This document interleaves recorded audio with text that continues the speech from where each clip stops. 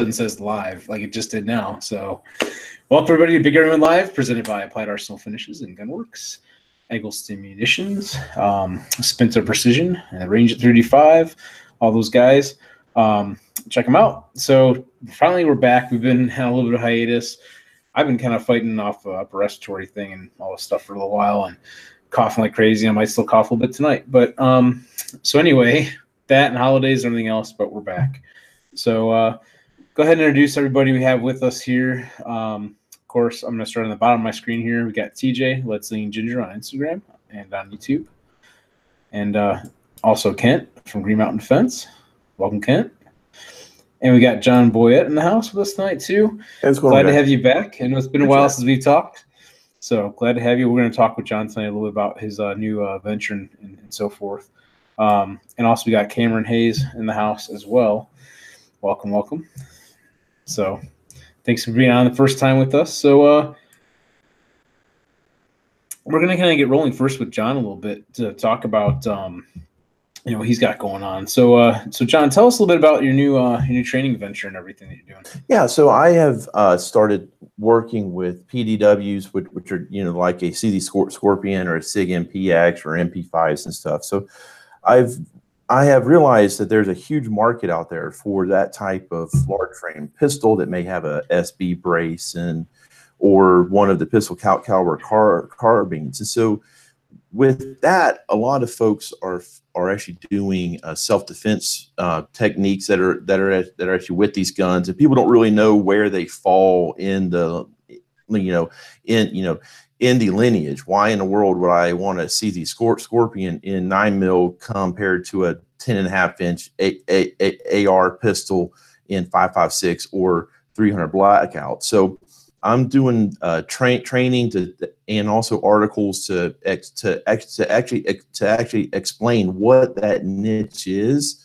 It is a very limited role, but that limited role fits the concealed carry niche, extremely well, and more so than some of these other platforms that are actually modified.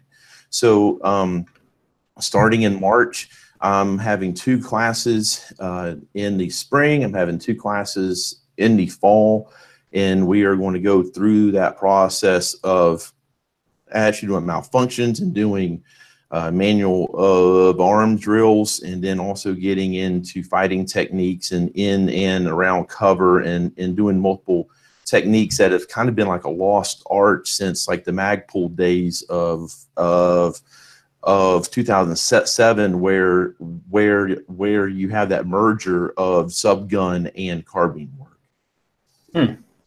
Interesting. I know it's been a very popular topic lately because everybody's all thinking about truck guns and what they can put in a backpack and stuff like that as well. So it seems to have really grown in popularity for sure for the pistol caliber carbines, even in competition use as well. People are doing that. Absolutely. There's to put it bluntly, the AR-15 was never designed to have a folding buttstock. I mean, you have multiple evolutions from the AR-180 on the AR-15. You have multiple changes from like an AK style piston.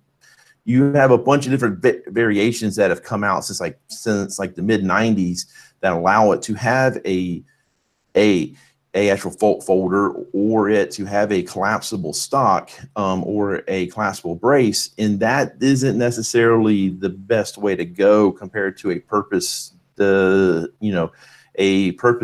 design system such as a MP5 or a MPX. What my biggest complaint about all of the collapsibles or guns that have a folder on them is that I only get one shot. Then I have to fold it. I then have to rack it, and then I have to shoot the second shot. There isn't no actual go live with actually folded gun unless it's on a 180 design. So that's why these guns are really taking off. And also, who wants to get into a street fight with a 5.56 and you have so much over penetration within a Walmart parking lot type of actually scenario. So those are some concerns that people may actually have, and that's where these 9mm guns are really taken off at. Yeah, it makes sense. I mean, especially when you can run something that has like Glock mags are very common, Absolutely. for example, and have like 30 rounds, accessible and a nice compact package. Plus, not to mention those 30 rounds fit in a smaller magazine, versus like a full-size rifle bag. So it's very compact and carry a bunch more with you. I mean, in fact, I just built, I don't have it in front of me. I should have brought it over here, but I've had it up on Instagram and so forth. I kind of built like a truck gun type deal. With like a 3.1 inch barrel with the muzzle device on it and a 4.5 inch handguard. The muzzle device barely peeks out past the handguard. So it's a very, very short barrel. And it runs pretty well. I'm pretty happy with it, actually. I just need to get some type of an optic, like a red dot or something on it. Right. Because I really feel like, and you may feel the same way, putting iron sights on it is pretty useless. And that's right. In trying to utilize that, it's just easier to have a dot right there, easy, quick access. So and also part of the other thing is that when running these guns, we are not. I mean, I used to be in the Army. I am not in the Army now, so I'm not in a third world country. I'm not in a second world country rolling in convoys and all of this craziness. I am in the United States, and my Scorpion or my MPX or my MP5 is a backup gun because my primary is my pistol. I have a Glock 19. I have a pistol that is my primary gun. So I'm not carrying this PDW as my primary gun. It just doesn't make any sense. But as far as a truck gun goes, and it is my bug that's in a bag, it makes good sense if I have to get into a situation to where I don't, because everybody talks about they always talk about they always talk about over penetration and shots and calibers and stuff. But what a lot of people don't think about is your missed shots. I mean, I don't want to be in a concealed carry situation and I miss shots and I have 5.56 flying or 308 or 7.62 by 39. I mean, those are rounds that have a gigantic zone of actual actual flight distance compared to 9mm where it's a third of it. So those are some other considerations that actually to actually think of. We had a comment over here on YouTube as well. Vanessa says, here in Connecticut, you must have long guns empty, stored in locked cases, not in passenger compartment.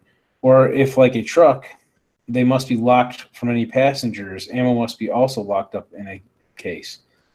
So pistols removable mags, such as the mag is outside the pistol grip, cannot have any feature on it that makes an assault weapon here. Even just a threaded barrel with that mag makes you a felon. That's interesting. So I mean, different places have different laws, of course. But if you can work within your laws, like if for example, if having a non-threaded barrel for your pistol caliber, well, it's not like a pistol caliber carbine, but it's more of a AR pistol, a 9mm, let's say. If it all it is, they just don't have to have a threaded barrel. Well, then there's barrel manufacturers that make that. You can get that somewhere. For sure. And that YouTube person has a very valid point. There are other considerations, such as in the state of Minnesota, you cannot have a pistol that's over 26 inches long. So if you think of a MPX or you think of a Scorpion that has a brace on it, that's not legal. But without the brace, it is. So you have other considerations that are out there that people would have to think about that that don't apply evenly to each state. Yeah, exactly. So you guys have any other thoughts on this too? TJ, Kent, Cameron? I mean, TJ, you want to go or yeah. So I mean, you've got a valid point about the engagement range. The plummet or the basketball-esque arc of a 9mm even out of a PCC compared to a 5.56 is substantially shorter. Me still, I mean, ballistically, I'll take a 5.56 any day of the week. Granted, I am not running steel core ammunition for defense. I'm running 55 grain, very easily fragmented rounds. Actually, Kent and I had a long discussion about this previously about, long guns for home defense. Yeah, we did. So, and I think the same thing applies, in the proverbial Walmart parking lot as well. But with that being said, I will admit that there are several benefits to either side. I would certainly not recommend 5.56 to the ill-trained. Why is it always the Walmart parking lot? Well, it's a common area, to be honest. I know, I'm just teasing. You don't hear country songs about people hanging out at Target. Some serious shit goes down at the Target parking lot. All right. What about the Waffle House after 2 a.m.? All right. So I'll just make a serious point, then I'll mute myself. Always starts with a W.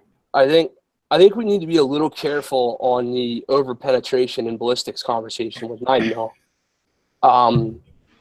Because the truth of the matter is that you can't just wholesale say that a 9mm round won't over penetrate as much as a 5.56, whether it's in a Walmart parking lot or on a vehicle or whatever barrier. I think there's a lot of advantages to a PDW, and I get what you're going after, but I don't think that a lack of over penetration is necessarily one of them, unless we're really being specific about which loads we're talking about.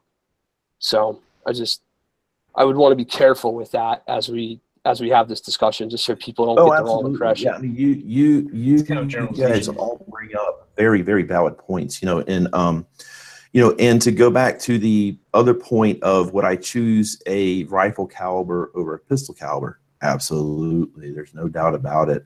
The problem I run into in that discussion is, if I'm looking at a concealed carry where I'm carrying with my permits, and this is a backup gun for that, I look at the total situation in the concept of, if I can have the firearm that meets whatever my state laws are, I can have the compactness that is easy to use, and I can have something that is going to be a mobile gun, because I do not think that these ideal situation for home defense. I think that an AR-15 is a better platform in 5.56 or 300 blackout to actually defend the home with.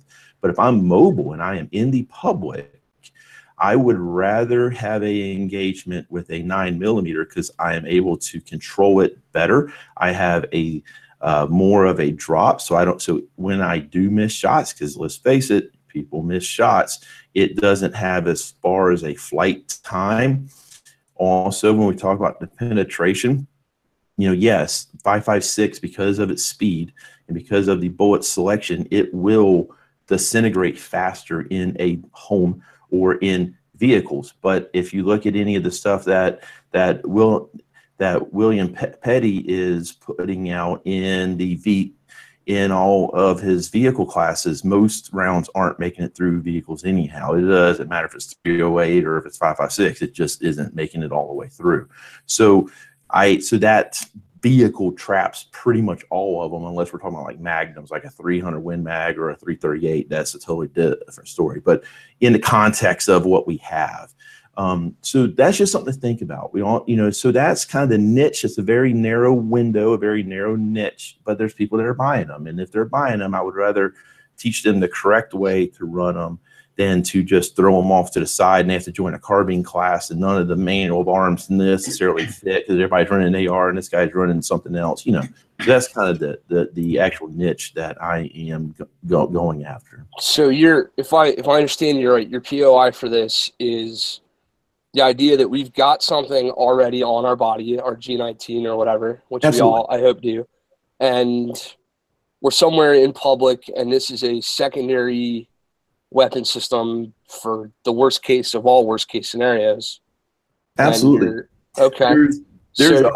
There's other situations that fit that outline. So I live here in North Carolina. Less than 2 years ago, there were riots that were on I-85, right? Okay. Yep. If I heard you about think of, so if you think of truck guns, if you think of car guns that are within your state law, you may grab whatever it is, right? Let's say it's a Springfield Armory Saint, and it's a 5.56 pistol. Okay, you grab that because that's what you got, and you're inside a vehicle with your wife, with your child, with your significant other, and you are now using it. The problem with that I see is due to the scenario that everybody's freaking deaf. There's multiple issues inside that vehicle of going live with a 3,200 feet per second gun. So that's where another niche of that PDW comes in. So yes, that's the idea, that this is a backup gun. This is not your primary, because who in the hell is going to carry a freaking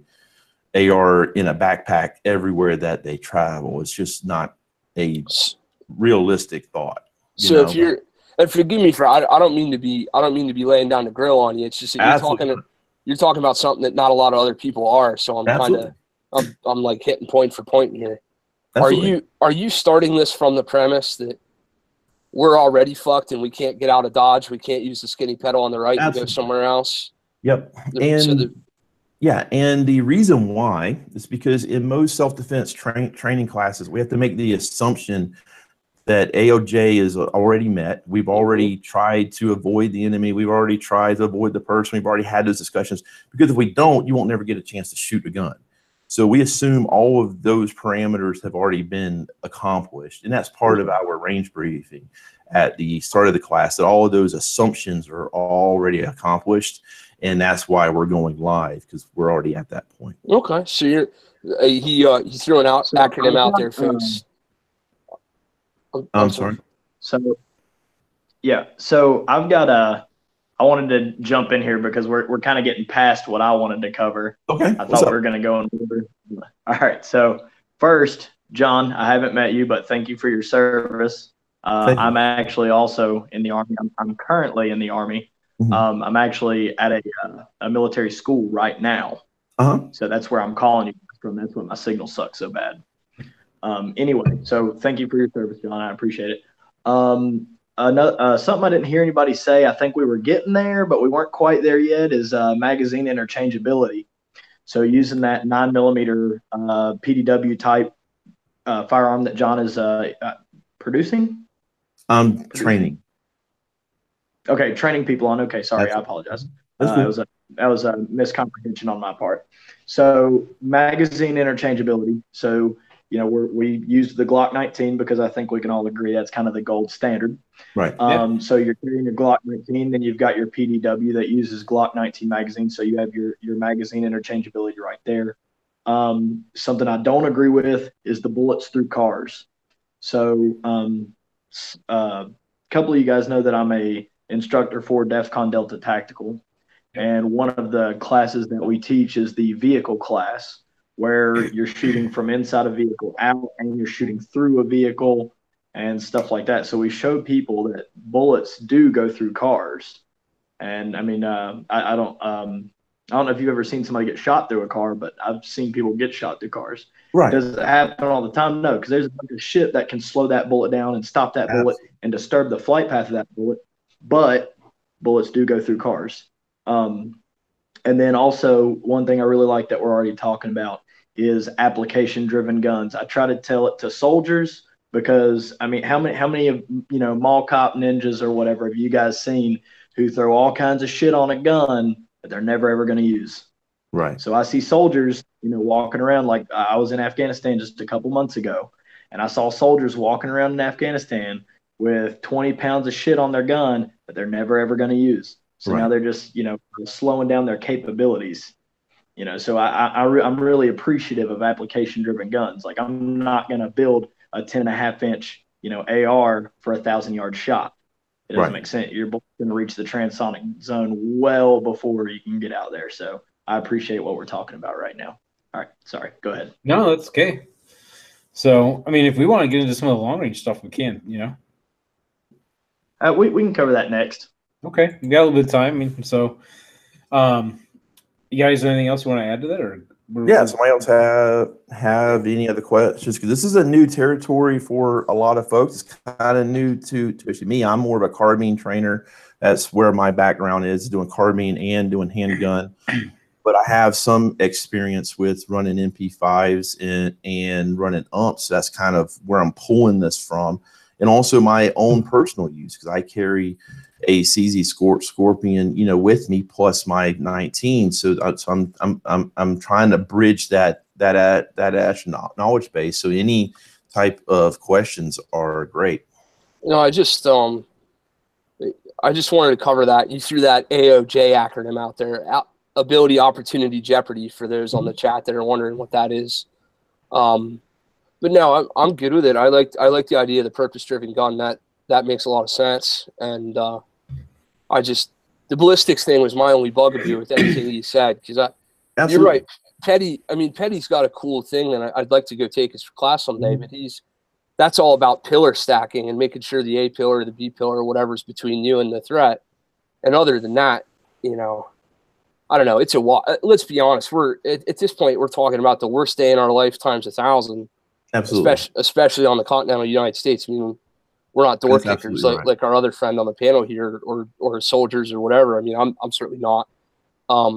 So, if we've gotten to the point where we're pulling out a CZ Scorpion in the Walmart parking lot, sorry, the day has already gone way, way, way beyond the shit kicker, and it's it's a fuck sandwich at this point. So whether we got a 9 or a 5.56, I don't know. I mean, holy shit, what a terrible day, right? We're probably just happy we have something. Yeah, exactly right.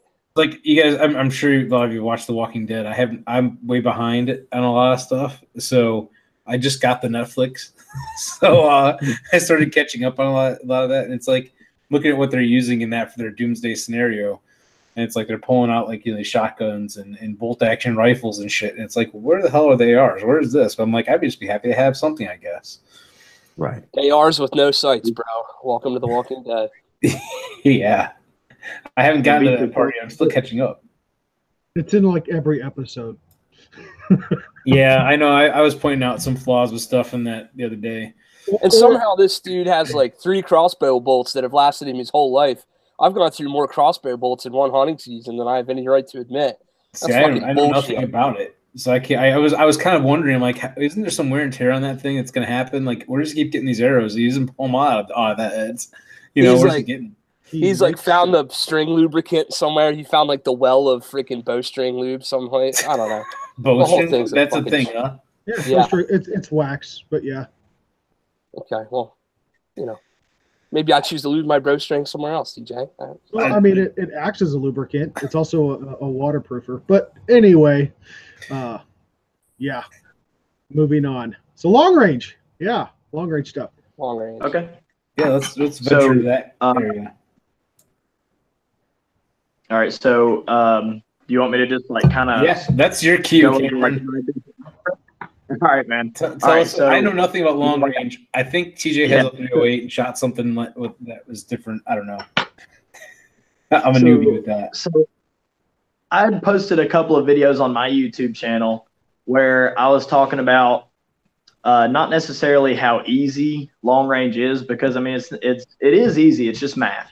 That's all it is. And like I teach a lot of classes like this to soldiers and to civilians and stuff like that about how you mentioned your channel. What is your channel, by the way? What's your channel name? You know what my channel is, damn it. It's Hayes C494. It's my last name, Hays, C, my first initial, and 494. Don't remember where those numbers came from, because that was when I was in like high school or something. Yeah. I mentioned it because people don't know it, so. I had that YouTube channel like years ago, and then whenever I got back home from Afghanistan just a couple months ago, well, I guess we were in Afghanistan and Kuwait and a couple other places, but anyway, so whenever I got home a few months ago, I decided that I was going to restart my YouTube channel. So I just restarted it like, 2 months ago, something like that, and I just kind of, I very casually shoot. Patrick Kelly is a friend of mine. Yeah, I'm proud to call him a friend of mine. I love him. He's great. He's awesome. And Can we just point out? Can we just point out real quick? Pat Kelly is one of the nicest people on the planet. If you are not friends with Pat Kelly, yes, you are a horrible human being. Right? Yeah, he is one of the absolute nicest people. Right? So Patrick Kelly, you know, like he's phenomenal dude. And I mean, we were talking, and he, as I believe everybody on who follows us on YouTube and Facebook and other social media knows about his wife passing away. And so I'd contacted him and made sure that he was okay, as I feel like we should do, because, you know, like you see so many people in the shooting community just fucking bashing each other constantly. And it gets on my nerves, because we're all supposed to be a fucking team. We've got plenty of enemies out there, right? We don't need to be fighting each other. And I saw, you know, I feel like if you have the ability to help someone, you have the responsibility to help that person. So, and that's carried over, you know, into my military and into my civilian life. So I saw that he was dealing with that. So I decided to reach out to him and say, hey, man, if you need something, you know, it's something as simple as that. And I told him, you know, here's my phone number. If you need something, call me. And he called me. And we talked on the phone for like 45 minutes. And, you know, he was like, you're a cool guy. And I was like, I appreciate that, man. And I mean, like to me, he's like famous people, you know? Yes. So I was like girls screaming on the inside, because I was like, a famous person thinks I'm cool. Yay. So anyway, all right. So I restarted my YouTube channel. I mostly wanted to do long range stuff because that's more my specialty. But in one of my videos, I basically tried to do something that was very Patrick Kelly-esque, where he takes a gun out of a box and shoots it in a match. Well, you guys all know that if you have optics on that gun, you can't do that. You know, you can't just take a gun that you're just slapping a piece of glass on and run it in a match and expect it to work, because you have to zero that. And that's how it works. You know? So I tried to do the very minimum things that I needed to do in order to shoot a PRS type match. Sorry, I'm not going to say PRS because it wasn't a PRS type match. It was a long range match at Todd Resource Management in South Carolina. I don't know if you guys are familiar with Richard Todd, but he's an awesome dude. He's just like, you know, like competitive shooters are just kind of like the best people that you're ever going to meet in your life. And that's just a fact. So anyway, I met Richard Todd. He picked me up as a sponsor. I shot his match, but before his match, I took a Palmetto State Armory PA-65. That video kind of became famous in its own way because I sort of called Palmetto State Armory out about a product that they had sent me that was defective. And then they didn't fix it. I told them how to fix it, and then they didn't. Which was say with a defective product, say it ain't so. So anyway, I sent it to Palmetto State Armory. They sent it back. It was still defective. And then I went to Palmetto State Armory because they invited me down after I posted my video about, you know, how it was just wrong. And, you know, people were calling me a PSA hater and stuff like that, but I'm not. I'm super not. I love PSA. I've got all kinds of PSA products. And they fixed it right in front of me. They let me shoot the AKV before it was even released while it's still a prototype.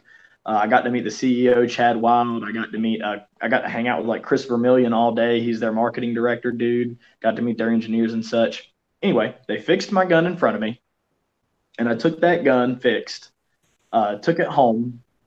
I slapped some glass on it, a SWFA 3-15, which is about $800-ish. I slapped some glass on it, ran some Hornady 140 grain American Gunner ammo through it, chronoed the ammo, measured my height over bore, and started, you know, plugging in ballistic information to figure out, you know, what my drops were going to be at different distances. And also I did a scope tracking test, but that's a little bit, you know, that's a little bit beyond what most people will ever do. I did a scope tracking test to figure out what my percentage of error is. And then whenever I actually went and shot the match, I did pretty well just from the small amount of information that I'd gotten, which was my height over bore, my muzzle velocity, and what else? The precision of my rifle and my scope tracking error. and then I ended up in 8th place. I'm good with all that except the scope tracking test. Teach me something. Yeah, what is that? Scope tracking I test. didn't hear what you is said. that? What is a scope tracking error test? Okay, good. Okay. All right. So, do you use minutes of angle or mil radians? I'm mostly MOA. Your MOA? Okay. Well, then your test would be different than mine, but I've got one for that too. So, me being in a mil radian guy, here's the test for it. So, mils work really well for the metric system. So, most people know that 1 mil at 1,000 yards is 36 inches, right? Because 1 mil radian is 1/1000th of whatever the unit of measure is. So in order to do a scope tracking test to find your percentage of error, you take a target and you put it 1,000 or 100 meters away, and you measure it with a measuring tape. Like, you can't use an LRF, a laser rangefinder, to do it. You have to use measuring tape. You measure it out 100 meters, and you place a target there, a tall target. You fire a group down at the bottom target, and then you adjust up 10 mils, and then you fire another group using the same point of aim. Your point of impact is going to be different, but your point of aim is going to be the same. Your point of impact should be exactly 1 meter or 100 centimeters high above your first. So use a plumb line, gravity and such. Use a plumb line to make sure that it's straight up and down, because every centimeter left or right of that plumb line is 1% or 1 mil or 1/10 of a mil of scope cant that you're inducing into the system. So that's already something right there. Either that means that your scope is improperly mounted, or you're firing your gun crooked. And then if it's 1 centimeter above or below, higher or low above the 1 meter that it's supposed to be above your original point of impact, then that's 1% of scope tracking error. So let's say that you have 4 centimeters above 1 meter that it's supposed to be. So like, you have it measured out. This is your point of impact down here, and your point of aim for your initial shot group. And then you've got your point of impact up here and your point of aim down here for your second shot group whenever you make your 10 mil adjustment. But your point of impact ends up being like up here. So it's 4 centimeters high. That means that you have a 4% scope tracking error. So that doesn't mean that you have a shitty scope or anything like that. That just means you need to account for that in your firing solution. So when you figure out when you're figuring out a firing solution now at further distance, you're going to be plus or minus 4%, no matter what. Yes. So you're taking a known and figuring out an unknown by manipulating the scope to do what it should do, and then changing the difference from there. I like it. You don't have an unknown whenever you do that. If you figure out what your percentage of scope tracking error is, there's not an unknown. Well, it would have been one if you never did that is what I'm saying. It's something. I see what you're saying now. Yeah. That's very cool. Well, the more compounding factors that cause missology, the more compounding factors that you apply that cause make you miss more. So you might have been about to edge that target, just barely hit that target, at X distance. But because you had those compounding factors of, one of the things you didn't account for, and now you completely fucking missed, so that it's just one less thing. And I think that it's important, because a 1% scope tracking error at 1,000 yards is 3.6 inches. Now, I don't have a rifle precise enough to shoot a 3.6 inch group at 1,000 yards, but 1% scope tracking error, I won't account for. Now, if I have a 4% scope tracking error, then you do, 3.6 inches times 4. Somebody good at math? and that's how much you're going to be off right there. I'm great at math, just not in public. I'm great at it with a calculator. My wife says 3.6 inches is really long. Jeez. Christ. I'm sorry. She just tells you that to feel better. Yep. So one interesting thing is that when you're calibrating optics, that's in that same way. If you have a MOA, adjusted scope, you can also set it not necessarily to a number, but you can set it to a number of revolutions. So if you have like an older Leopold scope where it's a 15-minute turn per per revolution, you can do the exact same test where instead of being at 10 mils, you just do it on one revolution, which is 15 minutes, and then you shoot your group, then you do another 15 minutes, which is a total of 30, do your 10, do your group, and you can continue to do that all the way up to about 45 minutes. That will get you beyond 1,000 yards with most calibers. And then, or if your optic adjusts in 10 MOA or whatever, you can just do whatever that revolution is. And then as to his point on the error factor, if you're supposed to be, 40 inches high and you're 39 inches high, then you are error towards the short side. If you're an inch further, then you're on the positive side, and that's the exact same process. But and so there's a bunch of different ways to do it, but he is absolutely right. That is one of the more traditional and best ways to actually measure that cant or mounting. Another one, because somebody had, I don't remember your name, Home Skillet. I'm sorry, John. No, not you. The other dude. The dude whose name starts with a K. Kent. Yeah, that dude. That dude's awesome. I love his fucking beard. I'm in the Army, and I'm like, I have a shaving profile, so like I've got a beard, so I'm a fucking dirtbag. Anyway, I look like Home Skillet. We're best friends now, man. I love you. Yeah, love. As John knows, you're supposed to shave every day whenever you're in the Army, but I have a fleckiitis, so I don't fucking shave every day. I have to keep my beard between an 1/8 and 1/4 of an inch, so I do because that's what the regulation says. And there is some sergeant major with a goddamn micrometer in his pocket. It's funny you fucking said that. So, like I said, right now I'm at an Army school, and when I got here, like they were just giving me shit day one, but I'm like a professional shit talker, so I was like, I'm sending it right back. And one of the guys said that he was going to bring out a mic and measure it, and I was like, do it. I ain't skirt. But anyway, back to Kent, maybe minute of angle. So if you have a scope that's in minutes of angle instead of mil radians, you would take your target. So you remember how I had said you can't use a laser rangefinder, you have to use a tape measure. So you use a tape measure at 95.5 yards. So you go 95.5 yards, 95 and a half. My tape measure isn't that long. You gotta make it work, man. No. Dude, Harbor Freight, Jesus Christ.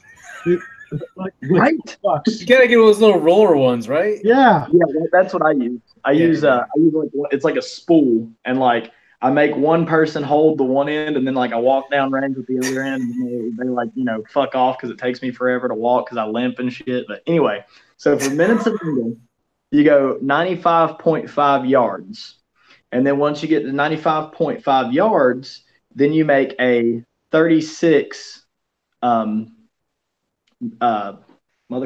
minute.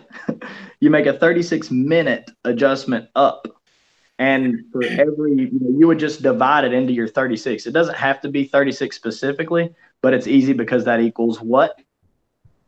That's right, guys. 1 yard. I'm fucking so proud of you guys. Y'all are math magicians. Anyway, so 36 inches. So you would adjust it 36 mils up or minutes up.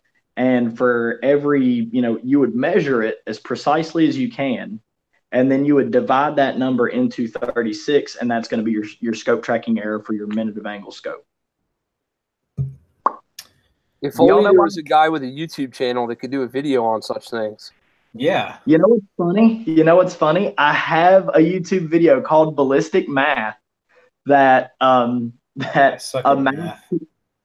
math teacher asked me about. So are you guys familiar with Red Hill Tactical? That sounds familiar. Why am I not thinking what it is?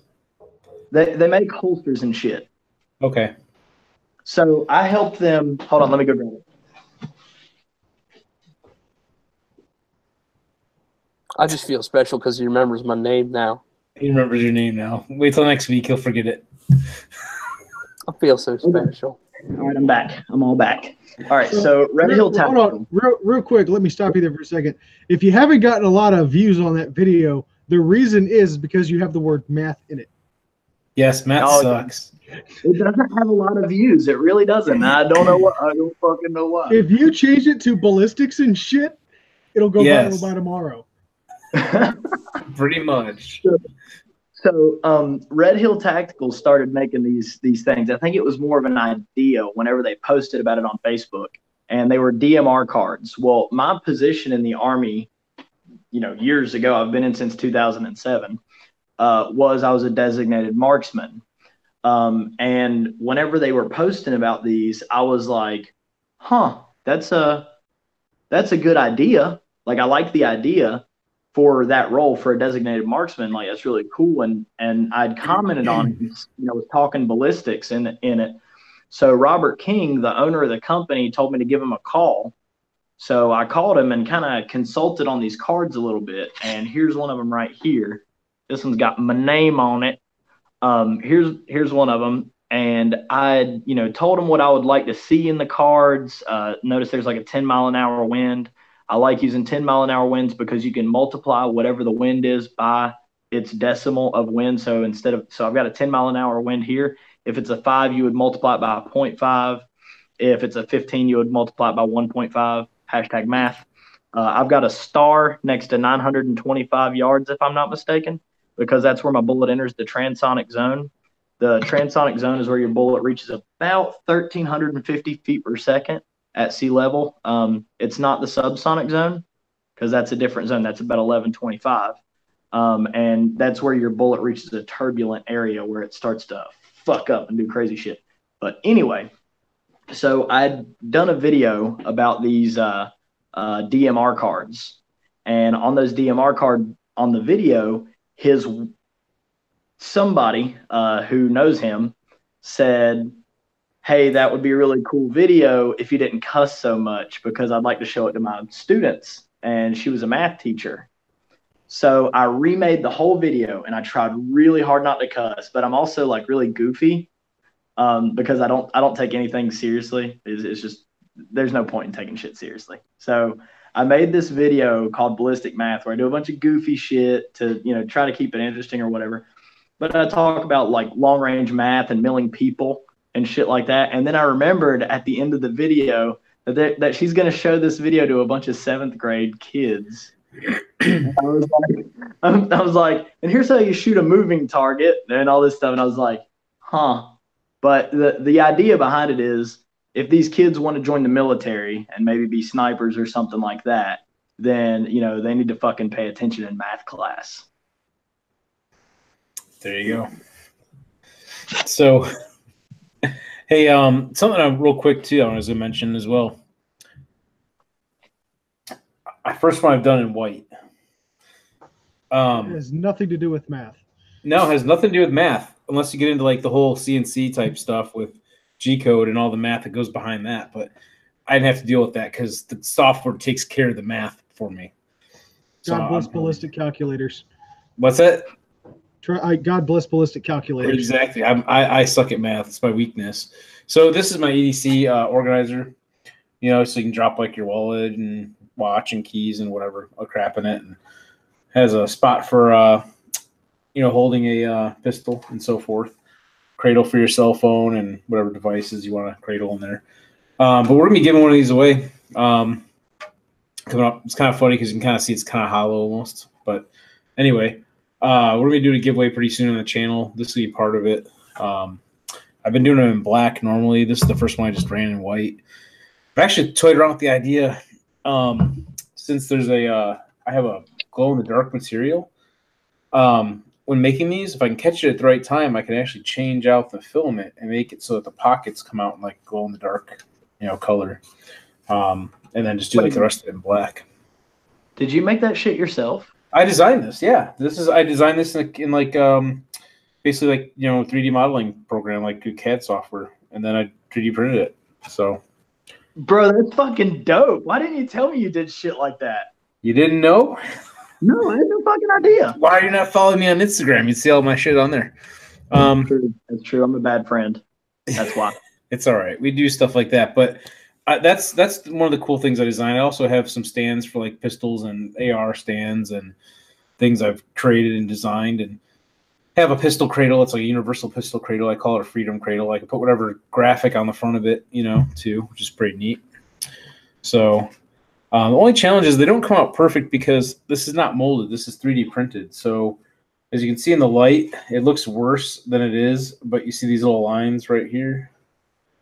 That's in the surface just because of the way the software and how it draws it, so to speak. I call it drawing it because it's kind of like it draws a layer at a time and it just builds up from like nothing, and it keeps making layers until it completes the design. So it's pretty neat. There's a bunch of videos on my channel to show the process of how some of these things are made.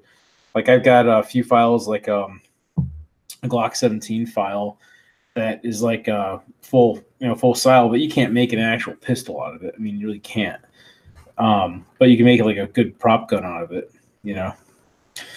So anyway, yeah, stay tuned for that. I'll be doing a giveaway coming up on the channel pretty soon and whatnot. And from there, so we talked about where to find you guys. And John, we didn't mention your website, did we? Just so people know how to find out about where your classes and just more information and everything. Yeah, so on the basics of Instagram and and also on Facebook, I am under Boyette Solutions. As far as the internet, boyettesolutions.com.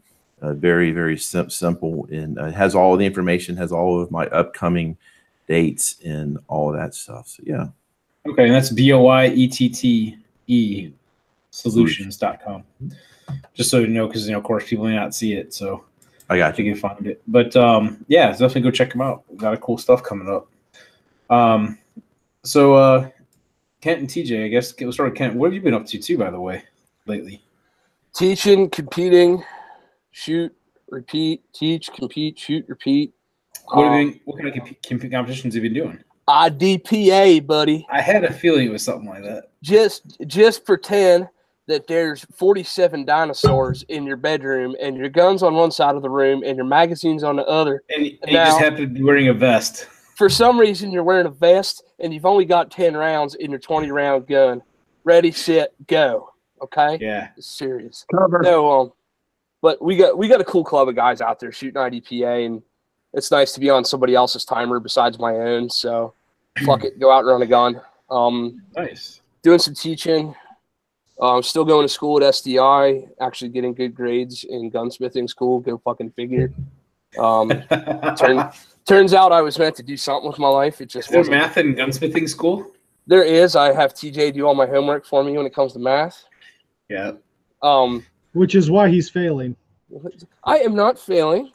He just said he's not failing. Some dude named Dean put me on his list or something. I don't know what that's about. Oh, congratulations. Yeah, I don't know. But life is good. Life is good. I'm going to ask what that list for, but I'm going to plug TJ's knife reel.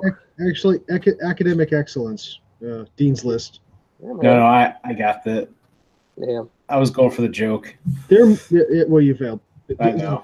Typical. You will not make the Dean's list for comedy. TJ, plug your knives because your freaking knife is awesome. Yes. Yeah. Thank you. Yeah. So lately, for those that have been following me on Instagram, I've really been focusing on my knife making a lot lately. Yeah, it's pretty awesome art.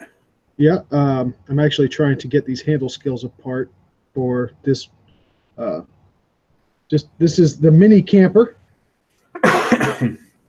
So this is just something that popped into my head. Actually, I had a piece of scrap, and I'm really liking the design. Although I did mess up on the back end.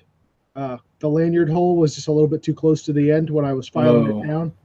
It looks like something Chucky would carry. For tiny hands. But no, so Kent actually has one of the first ones that I've made recently, the Ravager. Nice. This is a fighting style knife that I designed. that I am putting into production because it's one of my favorite. Vanessa, I do have a skinning knife that I have. I've actually got several of those ready to go. I'm currently working on another chef's knife for a customer.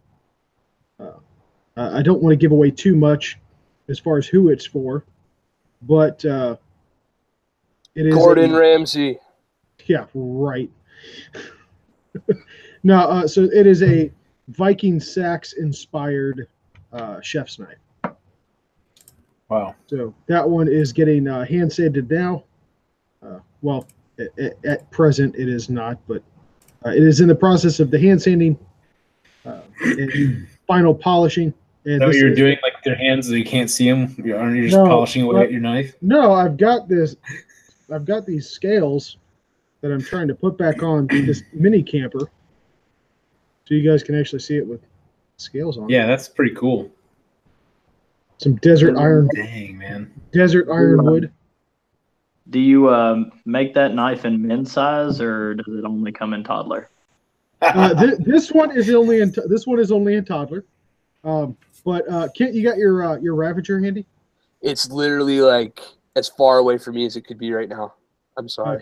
Because you'll cut yourself? No, because it's in my nightstand and I'm in my man cave. Yeah, that's where I keep my knife too. But yeah, so I actually just completed my first forge weld last night. I started forging my own steel out. So I have hopefully we'll have my first cable Damascus knife here in the very near future. But that is currently on hold until I can properly line my forge so I won't get cancer. So because the fiber blanket or the ceramic blanket that goes in some of those gas forges is like the new asbestos. So yay! Yeah, I've got some refractory cement coming to seal that up properly. There we go. Now it's bolted back together. But yeah, so this is going to have. I'm going to fill that in, but I'm probably going to do this one as a giveaway. I did make that little mistake back there with the lanyard. I'll send you my address. But for giveaway, I think it'd be all right. But yeah, so this one's actually probably going to be in regular production too. This one's been getting a lot of traffic lately. That's pretty cool. But yeah, so with that, as far as shooting goes, so just recently jumped back on the Glock bandwagon. Oh yeah, boy, he's back. So, is that I couldn't quite see? Is that a Gen 419? Yeah. Oh, I've got a couple of those. I like the Gen 5s, but that stupid cutout in the front of the pistol grip is just obnoxious and irritating. Yeah, but it's revolutionary, man. Actually, there's another slide for the Gen 419 that I gotta. It's just like people talk about when I got a takedown pin for AR, time to build another one. So it's like I've got a slide that I want to have finished out. It's just a blank slide from Spin to Precision, and it's just sitting there. And I'm like, I'm gonna have to buy another friggin' frame to put with that and put together. But it's not high on my list of priorities right now. But it bothers me that I have a slide but not the frame. So one day maybe I'll put it together. But speaking of new guns, so this one, it doesn't belong to me, but I did get a chance, speaking of to the long range portion of our conversation, I did get a chance to get some trigger time behind the new 6.5 PRC cartridge. Nice. And let me tell you what, guys, that is my next long rifle purchase. So it is everything that I think the 6.5 Creedmoor should have been to begin with. With hand loads, it is topping out at 3,020 feet per second. And with the 140, I want to say 147 grain ELDs, it's holding, it is touching at 1,000 yards and holding very, very close groups at 1250. Wow. Dang. Now, granted, the 6.5 Creedmoor is capable of that degree of accuracy at those ranges with the right load and right platform, but not with that type of muzzle energy. So it takes the 6.5 Creedmoor and gives it the ballistics of the 300 Win Mag, as far as energy transfer. So it's impressive. I can see you cringing down there, buddy. Go for it. All right. Okay. So like,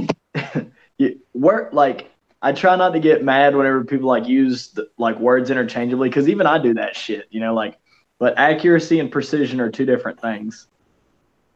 So like, I understand. Yeah. So okay. I was like, yeah, because like accuracy for the let me see if I can understand this. Accuracy is basically repeatability, right? Yes. Precision is like how tight of a tolerance you have.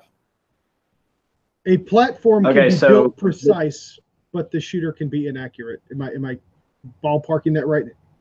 Yeah. So precision is the totality of the capability of that platform, whereas accuracy is dependent upon the shooter in external conditions.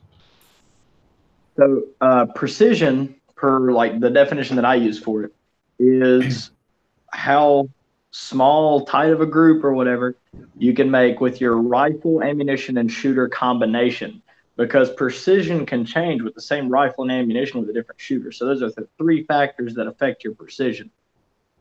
Your accuracy is your ability to hit your target.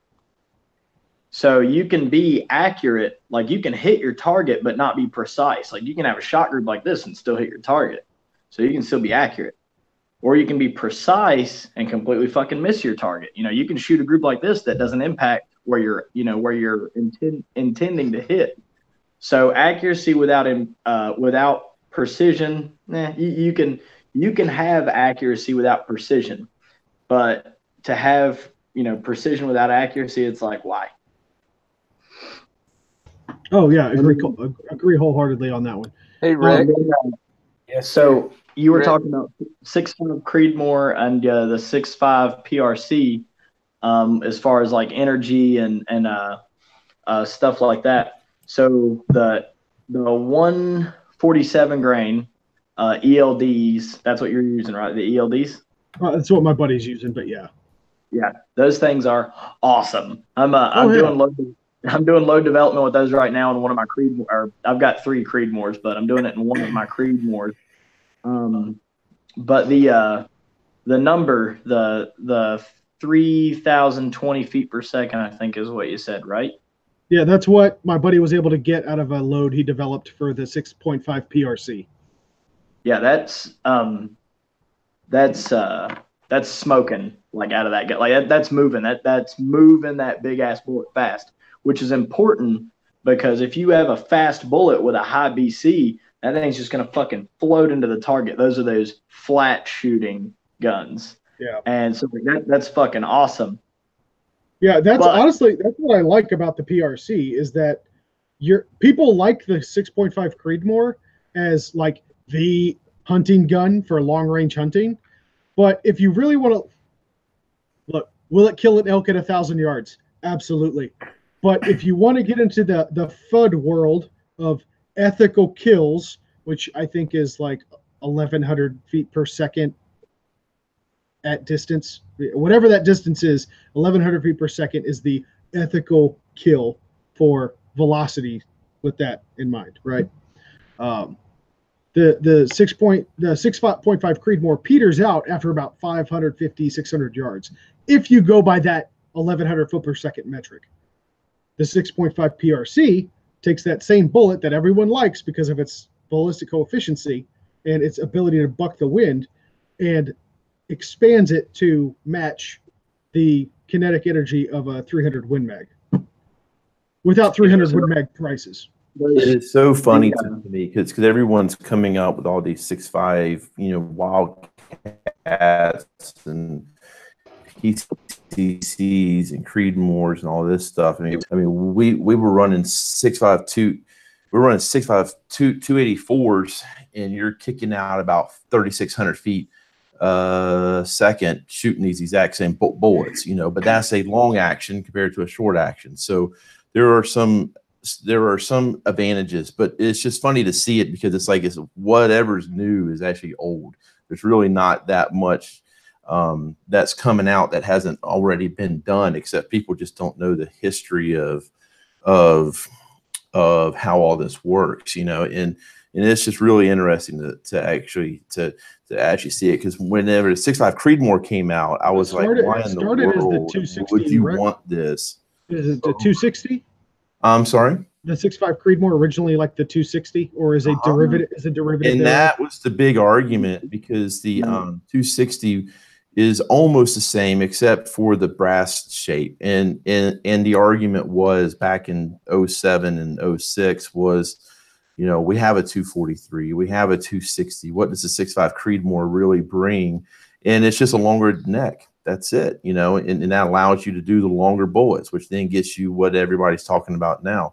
But back even before that, back in the early 90s and going in 99 and 2000, the 6.5 by 24 was a freaking smoking round, and it still is.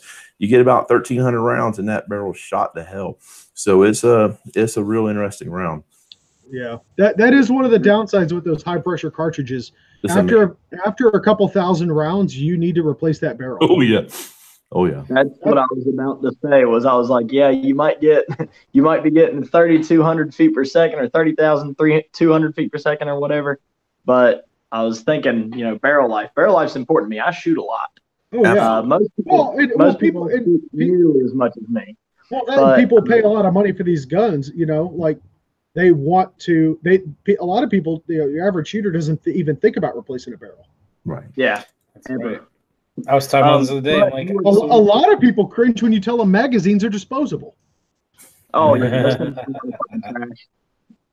But no, the parent case for the 6.5 Creedmoor was the 30 Thompson Center, which was wildly unpopular. So they were necking down 30 Thompson Center to 264 caliber, and that was another one of those words mean things. Kind of things like I was talking about accuracy versus precision, words mean things, and then caliber versus chambering. So whenever you talk about, your caliber, you could say .224 caliber, but your chambering might be 223 Wild or 5.56 right. or 223 Remington. Your caliber might be .264.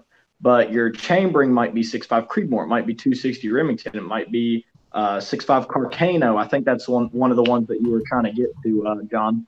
That's a 6.5 by 55, I believe. And then there's the 6.5 by 284. Those are all the same caliber, different chambering. Cool. Hey, well, we're gonna wrap up for tonight. Just go around, and if anyone has any last thoughts, we can go ahead and get those out real quick. TJ, you got anything you want to throw out there tonight before we go? No, man, I'm glad you had me. I really appreciate getting together with you guys when I can. I know I've been kind of MIA for a while, but hopefully things are starting to come back around. So same here. Like I said, we've been kind of not doing the show as regularly, and I'm trying to get back into the swing of things again. So definitely, thanks for being on with us. And then Kent, anything you want to wrap up with? Yeah, man. Green Mountain Defense. Find me. Facebook, YouTube, website, whatever, at Green Mountain Defense, www.greenmountaindefense.com. We got a class schedule coming out for the spring. Life is good here in Pennsylvania, and I'd love to see you guys out on the range. Anybody and everybody. Hey, we still got to set up a time for you to come down here. Fuck yeah, man. We do. Yeah, we'll talk about that offline, but yeah, we got to set that up soon. And thank you to John, and thank you to Mr. Smart Math guy over there, because my brain hurts now. But that was awesome. You guys. Did you forget his name like you forgot yours? No, I was being a smartass about the Smarty Pants Math guy. His name's obviously Frank, so that's fine. But nice. but seriously though, I love when somebody comes on here and you ask a question. Like, I've never heard that scope tracking shit in my life. That's the first time I've heard that either. today. And interesting. I love learning something. So I have only heard of that scope tracking thing one other time by a guy I've had the pleasure of making acquaintances with, Anthony Cirancino. I'm probably butchering his name, but similar background as far as long range shooting for the Army, sniper and all that other stuff. But I missed a large portion of the conversation when he brought it up. So I really appreciated it being covered here tonight. That I'm going to definitely use that. Very cool. And John, you got anything you want to wrap up with? I just really appreciate being on the show. And like I said, we have classes that are coming out starting in the spring. First one's in March, and we have the next one in April. It's a Boyette, BOYTTE solutions.com. Same name on Facebook, same name on IG. But thank you. Yeah, you're welcome. Appreciate having you. Hopefully I'll get to come out and check out the classes with you guys and everything. We'll talk more about that soon. Absolutely. Cool. And then Cameron, you got anything you want to wrap up with? Yeah. So I really appreciate you letting me come on. Like, I hope I didn't like steal too much of the time or whatever. No, we're like, good. From you. We enjoyed having you. John, again, I am thankful for your service because, I mean, like, you know, like I appreciate other veterans. Like, I don't think that I'm anything special, but anybody who serves, I think is awesome. So I really appreciate that. And I would like to promote your business. So I'm gonna link up with you after this. Or I'm gonna try to. I could fucking not find you, whatever. The interwebs are weird. But I'm gonna try to find you, and I would like to share your stuff. So there's that. TJ, you're awesome. I love you. I love everything about you. You're handsome. Oh my gosh. No, so really. The knife thing, that was a joke. I hope you have thick skin. I'm kind of a smart ass, kind of. You calling me fat? The whole knife making thing, that's fucking dope. I love that shit. That's something that like is way above and beyond like any kind of skill set that I'll ever have, because like I don't know how to, you know, I'm not a blacksmith. I'll tell you what, hold the line. You guys finish saying it. Hold the line. I'm gonna go get my man size stuff. Hold on a second. But anyway, so like, well, you can tell him whenever he gets back, or you can send me his info or whatever. I would like to promote his business as well because he seems like a good dude. I like to do business with good people, you know. Absolutely. And Kent, you big handsome man, you look at you in that beard. Anyway, Kent, you're an awesome dude. You're an awesome dude. I'm glad that you got a good sense of humor like everybody else too. I'm gonna just kind of link up with all of you dudes because y'all are all cool. Oh, what is that? That's the man-sized knife. No, this is the Ravager. This is the fighting knife I designed. Looks like an anti-rape kit. Well, I haven't been raped since I had one, so there's that. Obviously, it works. Does it come with a pink handle? I can put a pink handle on it if you want to. And this is the chef's knife I'm working on right now. That's not a knife. Not yet. But zoom in on that motherfucker. So that says G. Ramsey. You're totally stealing my like proposal to Kent here. Thanks. So anyway, I'm gonna try to link up with all of you guys like after this. Yeah, man. And you know, try to like promote y'all's business and stuff because like y'all, you know, like I'd said, like I think that, you know, competitive shooters and stuff like that, like all the people in the shooting community, like they're just all good people, you know. So I like to try to help my friends, and I'm, you know, kind of consider you guys my friends, even though I just met you or whatever. Maybe I'm just a friendly guy. The answer to your proposal is yes. I'll absolutely marry you, and I will follow you from base to base wherever you take our family. It'll be fine. Hey, are we gonna have kids? Gotta get that TRICARE. Did they just come out with a beard? And BAH. Yeah, man. I am an priest. I can certainly officiate this wedding right now. Oh, TJ used to be my favorite veteran, but now my new husband is. So, you know. Yes. Jesus Christ. Rick, what did you start, man? What? Rick, what did you start, man? I don't know. All I can picture is little bearded children running around with rifles. I don't know. It's weird. The American. You started a very beautiful relationship. That's what you started. It's gonna be a bunch of. It's gonna be a bunch of sniper-looking Ewoks. That's an even better description than I had. Yes. I just hope they get daddy's brains. That's all I have to say. I guess I just made myself the mommy in that situation too. This is getting weird. Stay in school, kids, and learn your math. Weirdest show ever now. Yes, this is awkward. It's been awkward, everybody. Well, I'm going to check real quick. Any last-minute comments? Vanessa says, I enjoyed your mathiness. And yeah, so thank you all That's for a word. watching. Yeah, Matthewness is apparently a word now. That's a word. I like Thank you to everybody out on YouTube who's been keeping up with the channel. Hey, Rick, real quick. Yes. Vanessa and Clint, you guys are like super fans out there in chat world. Every time They are. I go to chat and I'm like, yo, what's up, chat people? And the first person, Vanessa, every single time. We love you guys out there. Thanks for always looking out for us. Thank you. Yes, and our friend over on YouTube on Facebook, Jerry Shaw, watches our YouTube stuff a lot too. He's always on there watching my live stream, so appreciate you guys checking it out. So without people watching, there'd be no point in doing this, and we appreciate that support. And it's just fun. We just like talking and hanging out. So I hope you guys all enjoy our conversation and appreciate you guys chiming in with questions and comments. So until next time, everybody, as always, have fun shooting.